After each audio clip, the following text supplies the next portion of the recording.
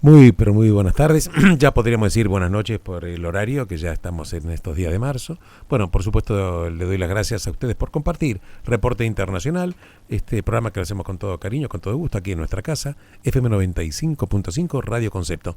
Bien, hoy vamos a charlar de un tema muy, pero muy importante, que es el atentado que tuvo lugar el sábado de la semana pasada, correcto, en Moscú.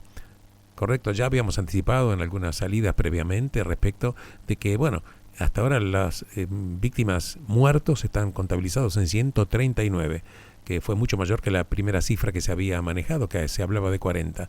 No se sabe el conteo final de víctimas fatales, porque también hay heridos que están internados en el hospital y la suerte de algunos de ellos que están en estado grave, no sabemos exactamente cómo va a terminar. Pero para hablar de estos temas y además desmenuzar y colocar una profundidad en el tema, estoy aquí con una conversación telefónica con el analista internacional, profesor por supuesto, de temas internacionales, ex director de Interpol, el profesor Luis Fuenzalida. ¿Qué tal, Luis? ¿Me estás escuchando? ¿Qué tal, Alberto? ¿Cómo te va? Bien, un gusto y muchísimas gracias por estar aquí en este programa. Bueno, Luis, ya estás presentado y vos sabés que el tema que por supuesto conmocionó absolutamente el día que ocurrió esta matanza terrible en Moscú, en el Teatro Crocus City Hall, que dejó esta cantidad de muertos, pero además que aparentemente habrían solamente, pero no creo que sean únicamente solo, 4 personas que fueron detenidas. La verdad que es una cosa increíble cómo esta gente pudo entrar ese armamento, bombas incendiarias, ametralladoras, y haber perpetrado esta matanza en un país en los cuales alguien hasta cuando estornuda, Putin se entera. ¿Qué tenés para decirnos si empezamos a charlar el tema? ¿Qué te parece, Luisito? Mira, en principio los 4 están identificados, pero hay 7 más detenidos. En total hablamos de 11, de los cuales 4 están directamente apuntados como quienes perpetraron el hecho en el Crocus City Hall, y de los otros 7 no se sabe ningún tipo de filiación.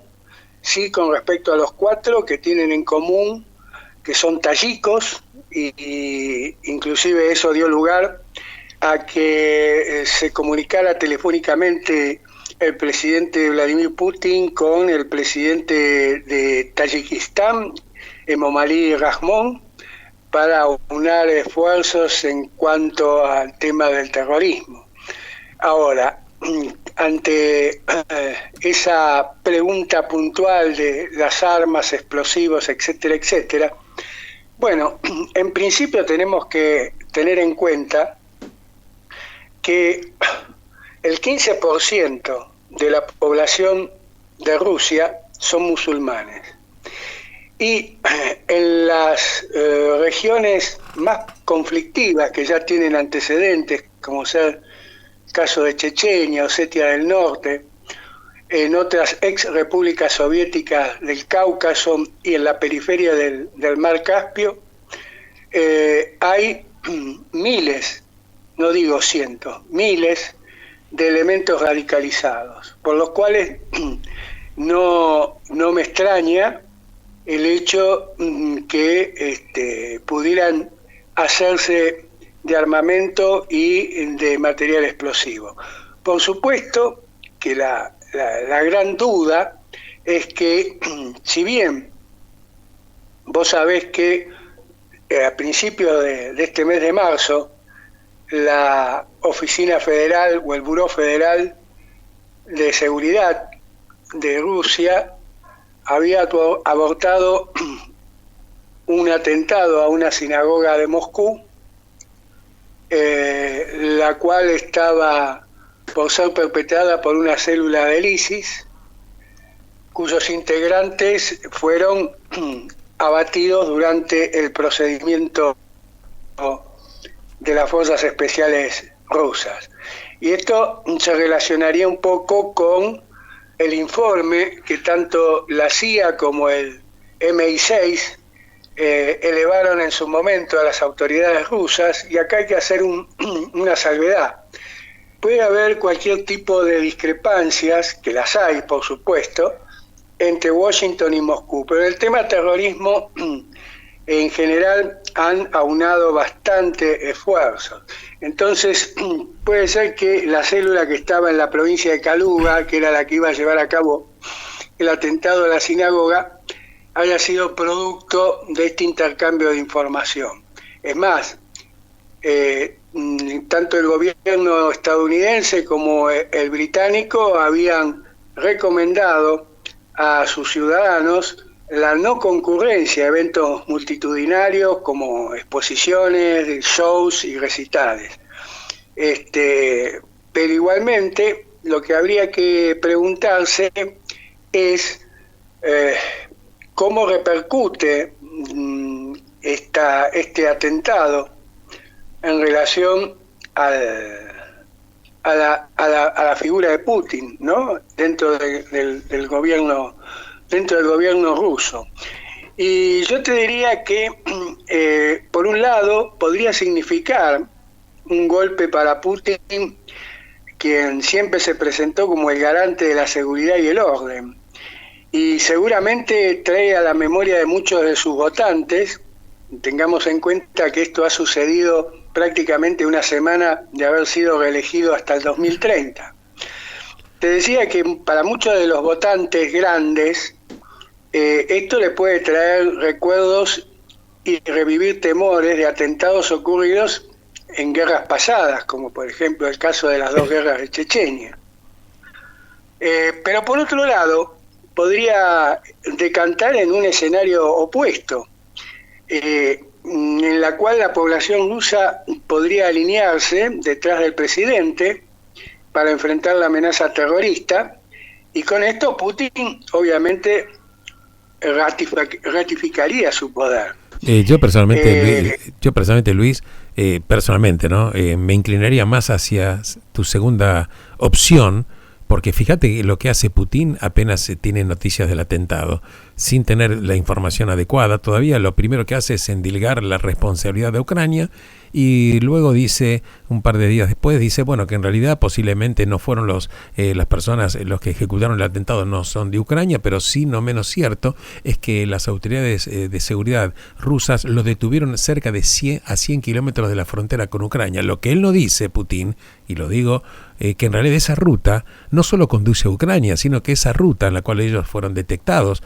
luego de haber viajado 400 kilómetros de una manera increíble, sin que pasando todos los eventuales controles, drones, etcétera, pero esa misma ruta lleva también a Bielorrusia, gran aliado, por supuesto, de Rusia. Ellos aparentemente querían entrar en Bielorrusia, según las informaciones que están llegando, muy, muy puntuales, pero que finalmente decidieron ir a Ucrania. Pero obviamente que él está tratando de culpar básicamente como mentor a Ucrania, porque esto le traería agua a su molino, reforzando la bandera nacionalista, y vos sabés mejor que nadie que qué mejor apoyo tiene un mandatario cuando agita la bandera nacionalista y defender a la madre Rusia.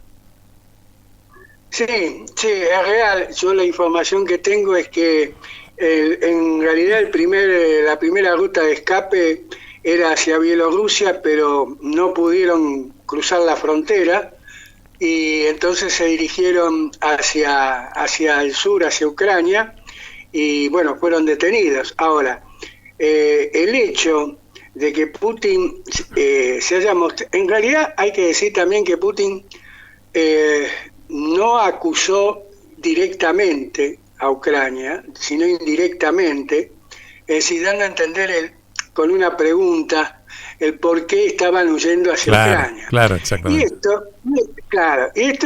Esta especie de reticencia en reconocer que la autoría es del Estado Islámico es algo muy similar, no sé si recordarás, a lo que sucedió cuando el presidente iraní, Ebrahim Raisi, cuando se perpetró en enero de este año el atentado en Kermán, cuando se estaban llevando a cabo la conmemoración de la muerte de Soleimani. Bueno, en principio el mandatario iraní acusó ahí sí expresamente a Israel, claro, pero obvio. luego tuvo que reconocer la autoría del ISIS. Es decir, que hay cierta paralelismo en las conductas tanto que asumen en un principio Putin, que dirige no como Raisi, que fue expreso la acusación hacia Israel, pero sí indirectamente hacia Ucrania. Y además, dentro de lo que estábamos hablando, de lo que podría, los efectos dentro de Rusia, también hay que tener en cuenta dos cosas. Esto también le serviría para llevar a cabo un reclutamiento masivo, y además de reclutamiento masivo de tropas para la guerra con Ucrania. Yo creo que vas a ver que no va a tardar mucho en que va a elevar algún proyecto para que obviamente la Duma lo va a sancionar, más que seguro, para restablecer la pena capital en Rusia. Es muy probable. Por lo menos invocando cuando sean delitos de terrorismo. Bueno, vos sabés que la pena hasta ahora sería oficial lo que de hecho ejercen, ¿no? De hecho. Sí, desde ya.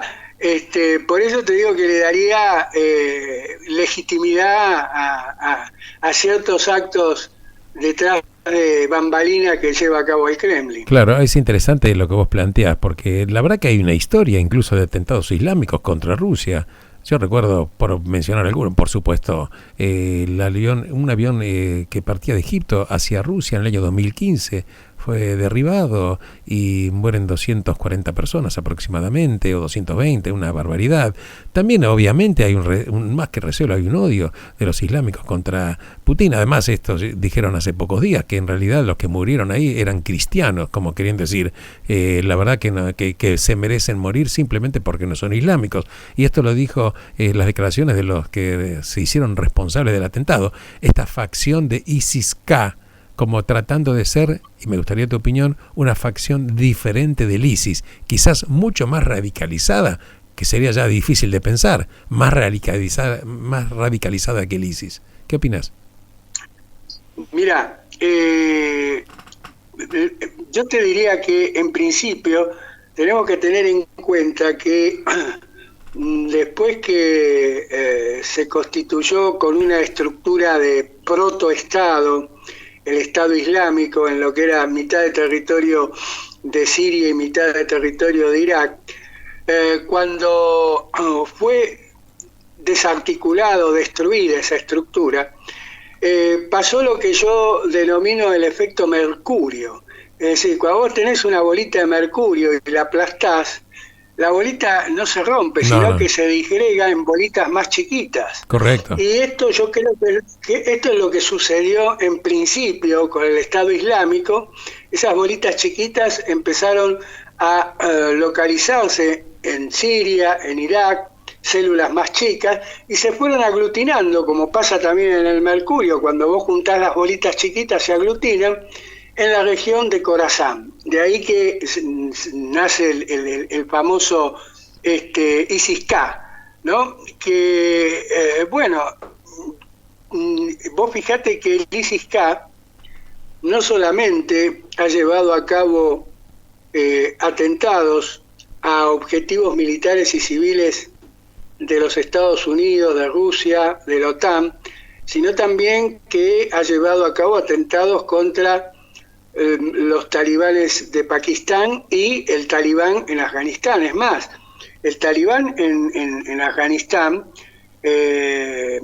mejor dicho, el ISIS-K tiene su sede precisamente en Afganistán y en la zona noreste de Afganistán. Y el gobierno talibán ha reconocido en principio que se le ha hecho muy dificultoso neutralizar las células urbanas y más aún en las zonas rurales que están dominadas por el ISIS-K. Acá tendríamos que ver, yo te diría, el tema, porque uno, cuando vos decís es más radicalizado que el Estado Islámico, bueno, yo diría que es como una proyección geométrica, porque en realidad, a mi entender, los orígenes los tenemos que encontrar en 1928, con Hassan al-Banna y la creación de los hermanos musulmanes. Claro, 1928. Él tenía como secundante a Sayed Qutb, que es quien era el encargado de conformar las células clandestinas que iban a llevar a cabo la yihad. Es más, este Sayed Qutb dijo que la religión era la verdadera y única división de la humanidad, más que la racial o los nacionalismos. Y tuvo 3 discípulos muy importantes. Uno, el palestino Abdullah Azzam, padre de la yihad global. El otro, más conocido, el saudita Osama ibn Laden, su sucesor. Y el tercero, el egipcio Ayman al-Zawahiri. Ellos sientan la base de Al-Qaeda. Y en el 2003 se conforma lo que se conoció como Al-Qaeda de Irak, que estaba al mando de un jordano, Abu Musab al-Zarqawi, quien va a ser eliminado en el 2006, pero deja un legado. Ese legado consistía, que era su visión, que primero había que acabar con los musulmanes disidentes y apóstatas, y en segundo, acabar con los no musulmanes.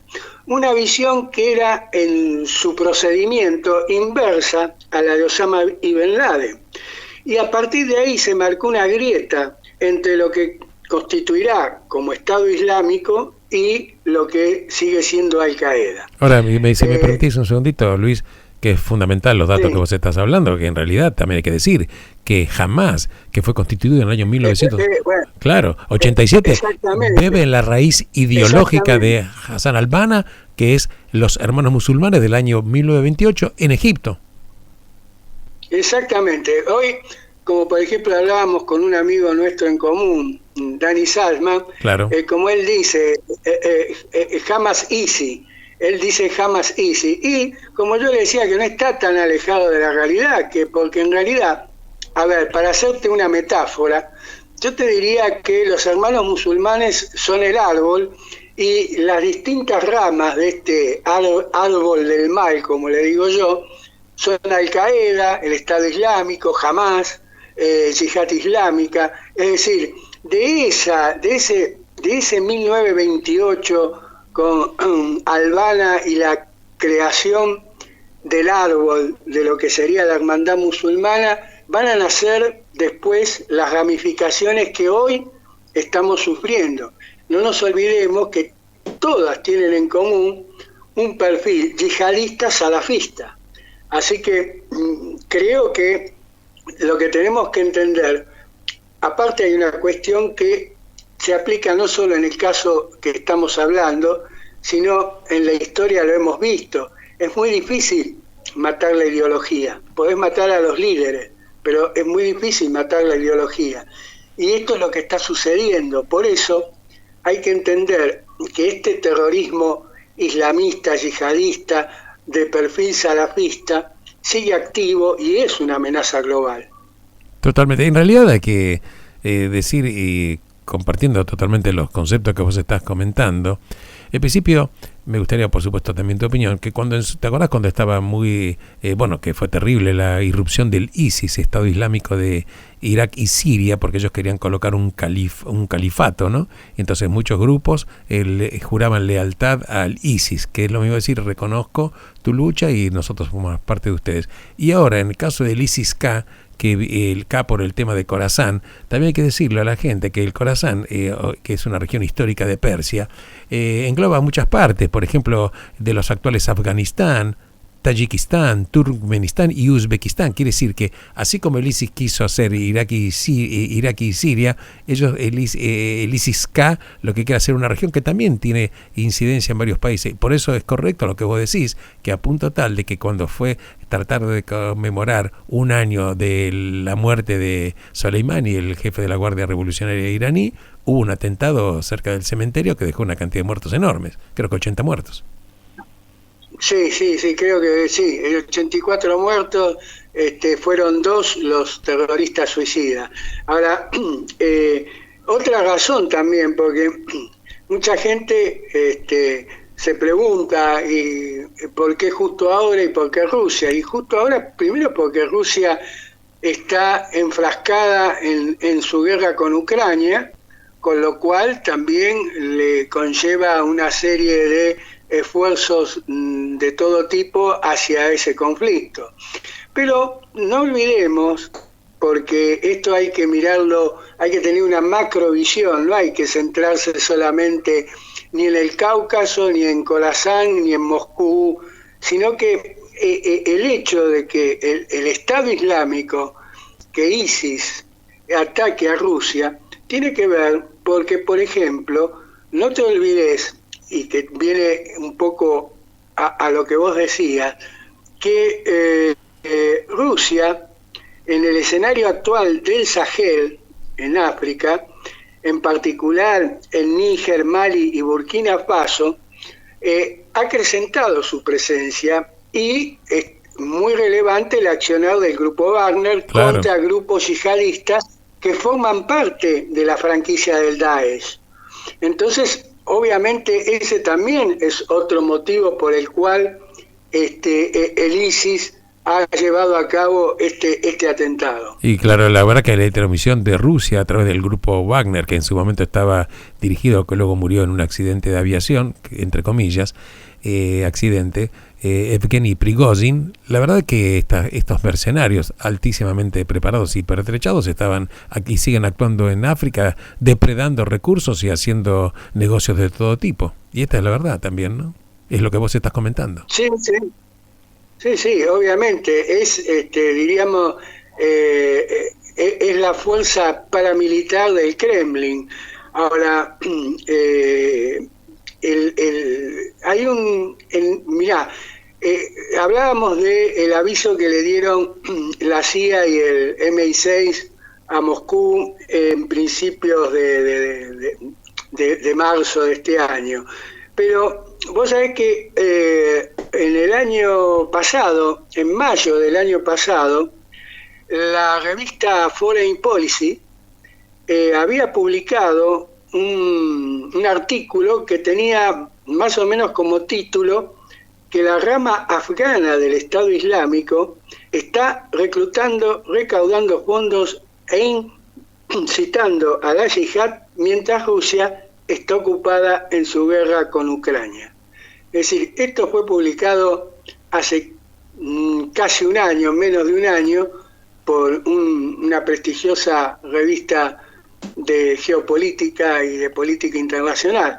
Es decir, yo creo que la comunidad de inteligencia, no sé si se ha sido tan sorprendida por lo ocurrido el 23 de marzo. A mí me sorprende más que nada, insisto, como si bien es cierto que actuando para prevenir un atentado contra una sinagoga en Rusia, informes que fueron acreditados y confirmados que realmente tenían aviso ya las autoridades rusas de que esto iba eventualmente a suceder un atentado, como desecharon esa información, o como bien decís vos, quizás estaban tan enfrascados en otro tema que era, posiblemente lo evaluaron como que era un tema no crítico, no sé. Mira, yo pienso que parte de la información fue tomada, fue trabajada y fue el producto de que el 8 de marzo se produjera el enfrentamiento con esa cédula del ISIS que estaba por perpetrar el atentado en una mezquita, en una sinagoga de Moscú. Pero creo que no se esperaron un atentado de las dimensiones de lo que ocurrió el 23 de marzo. Pues es que estaba recién repasando una cantidad de atentados, por lo menos algunos, simplemente que tuvieron lugar, de los atentados que este grupo de ISIS-K tuvo lugar, por ejemplo, en Afganistán, en Pakistán, una explosión en el aeropuerto de Kabul, en mayo de 2020, una maternidad de Kabul, 24 personas muertas, en la universidad también de Kabul, otro ataque que mató más de 20 personas, coche bomba frente a un instituto femenino en mayo del 2021, 85 muertos, pero el apogeo fue en el 2018 porque un terrorista del ISIS-K, un terrorista suicida, mató a 128 personas en un mitin en Pakistán, que fue uno de los ataques más sangrientos. O sea que, a pesar de que tuvo una irrupción de hace pocos años, entre comillas, tiene una presentación en sociedad con una carnicería total y absoluta. Así es, sí, es sumamente violento. Y yo saliendo un poquito, pero siempre con el tema de atentados y que tengan relación con el perfil yihadista, no nos olvidemos, y para dar una explicación también a la gente, cuando se pregunta ¿y por qué Rusia? Que Rusia lleva 25 años con atentados llevados a cabo por yihadistas. El primero de ellos fueron en realidad 2 ataques casi simultáneos en septiembre de 1999. Uno se dio en la localidad de Volgodonsk, al sur de Rusia, y el otro en Buyansk, en la República de Dagestán, y hubo 300 muertos y más de 1.700 heridos. Después, obviamente, tenemos algo que es lo más parecido a lo que ha sucedido el 23 de marzo, que ocurrió en el 2002, cuando terroristas chechenos, pero obviamente llevados con un perfil yihadista, tomaron el teatro Dubrovka, en pleno centro de Moscú. Absoluto. Ahí tomaron como rehenes a 900 personas, pero emitieron también, a diferencia que acá no lo hubo, emitieron una proclama pidiendo en su momento el retiro de las tropas rusas de Chechenia.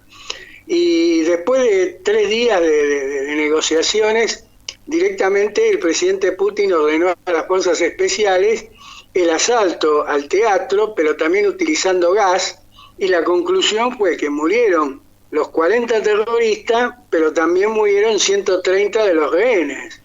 Eso sí, por eso te decía antes lo de aprovechar ahora el tema de restablecer la pena capital. En ese momento, la Duma aprobó un paquete de leyes antiterroristas que obviamente alcanzaban a ciertas restricciones en algunos derechos civiles.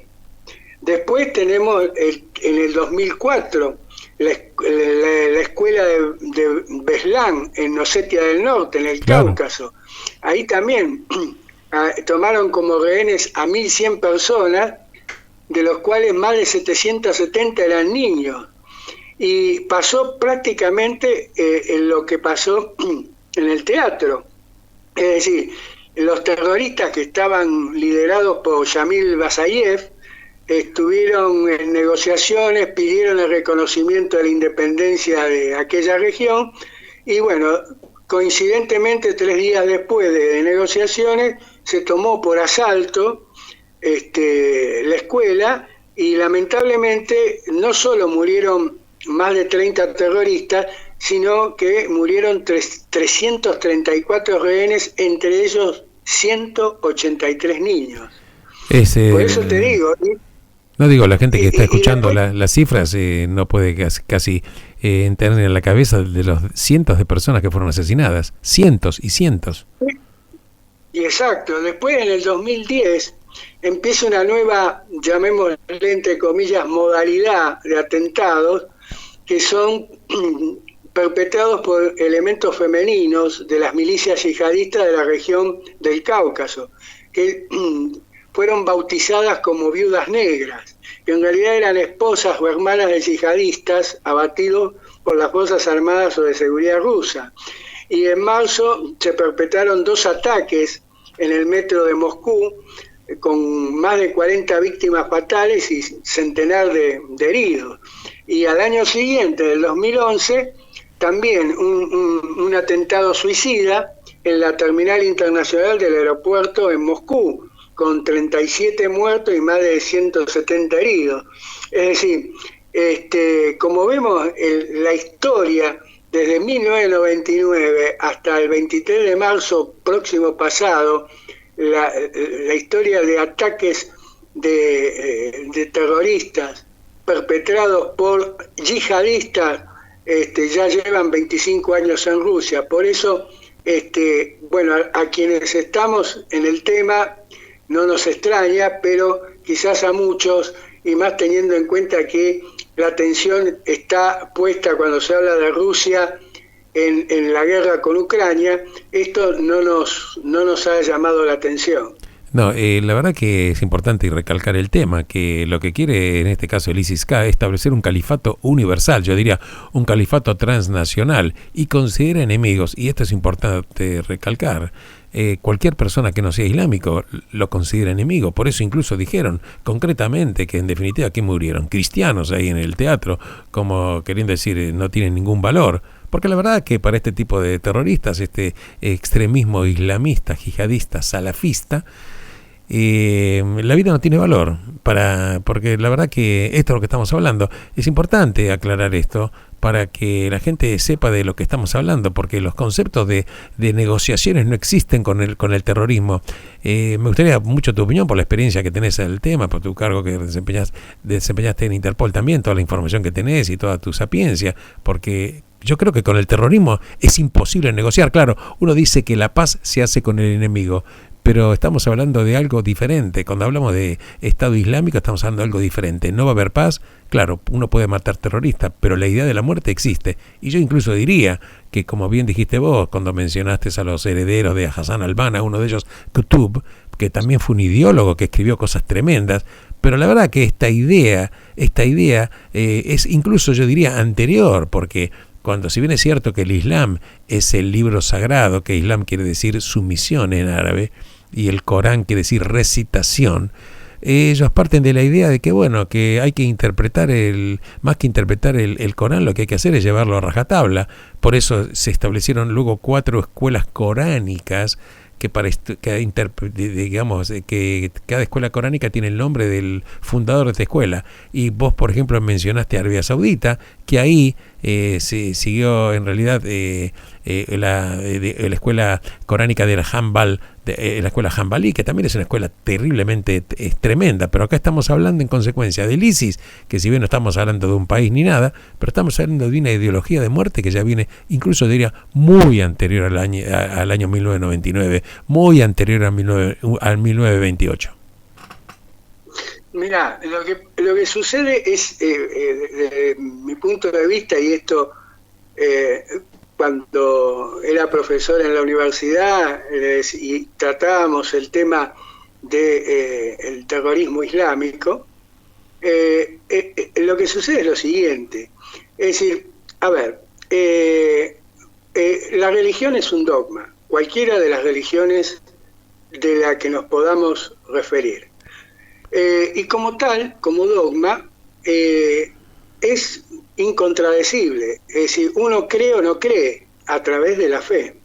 Cuando ese dogma, ese dogma religioso impregna una determinada ideología política, esa ideología política se convierte no solo en una ideología político-religiosa, sino, lo que es peor, dogmática. Con lo cual, yo te diría que es imposible la negociación. Vos podés llegar a negociar cuando, dentro de todo, cuando el terrorismo tiene solamente una ideología política, porque en la política hay cosas que son negociables y es una cuestión de poder. Claro. En cambio acá, y como bien lo dijo en su momento Sayed Qutb, que es el ideario de estos muchachos, para ellos la religión es la verdadera y única división de la humanidad.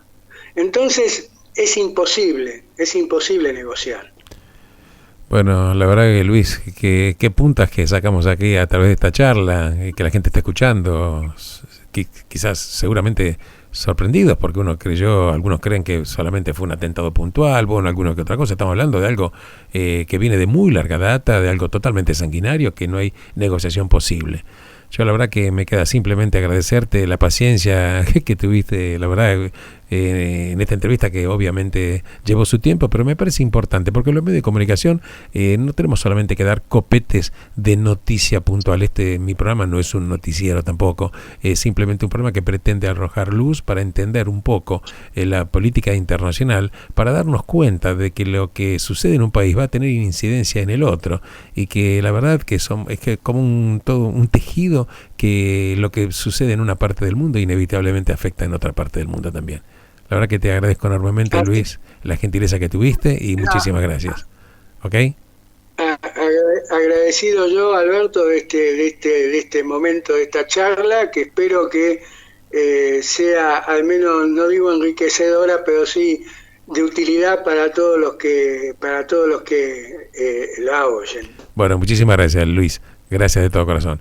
He dialogado con el profesor Luis Fuenzalida, exdirector de Interpol y, por supuesto, profesor de política internacional, y un hombre que sabe muchísimo y con el cual hemos podido charlar, profundizar y traer aristas que quizás la gente un poquitito le sorprende.